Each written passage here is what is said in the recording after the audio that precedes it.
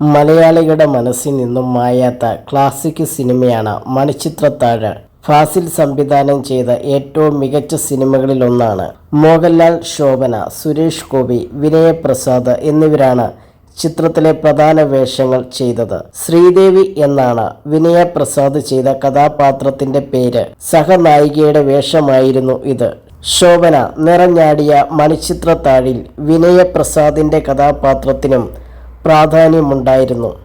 ഇന്നും ശ്രീദേവി പ്രേക്ഷകരുടെ മനസ്സിലുണ്ട്. വിനയപ്രസാദിനെ കുറിച്ച് പറയുമ്പോൾ മലയാളികൾ ആദ്യം ഓർക്കുക ശ്രീദേവി എന്ന കഥാപാത്രത്തെയാണ്. എന്നാൽ ആദ്യം വിനയപ്രസാദിനെയല്ല ഈ റോളിലേക്ക് ഫാസിൽ പരിഗണിച്ചത്. ഇതിനെക്കുറിച്ച് ആലപ്പി അഷ്റഫ് തൻ്റെ യൂട്യൂബ് ചാനലിൽ പറഞ്ഞ വാക്കുകളാണ് ഇപ്പോൾ ശ്രദ്ധ നേടുന്നത്. മണിച്ചിത്രത്താഴിലെ ശ്രീദേവി എന്ന കഥാപാത്രത്തിന് ജീവൻ നൽകാൻ ആദ്യം സമീപിച്ചിരുന്നത് സിത്താര എന്ന നടിയായിരുന്നു.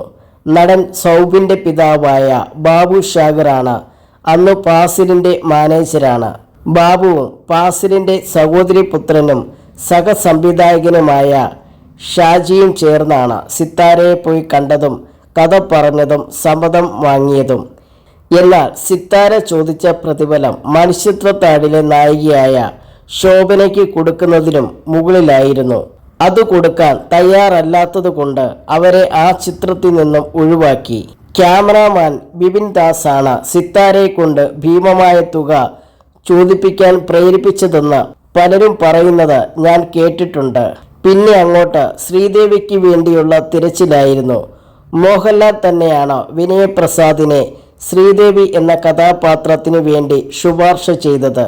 മോഹൻലാൽ ബംഗളൂരിലെ മലയാളി അസോസിയേഷൻ ഒരു ഓണാഘോഷ പരിപാടിയിൽ പങ്കെടുക്കുമ്പോഴാണ് വിനയപ്രസാദിനെ കാണുകയും പരിചയപ്പെടുന്നതുമെന്നും ആലപ്പി അഷ്റഫ് പറഞ്ഞു.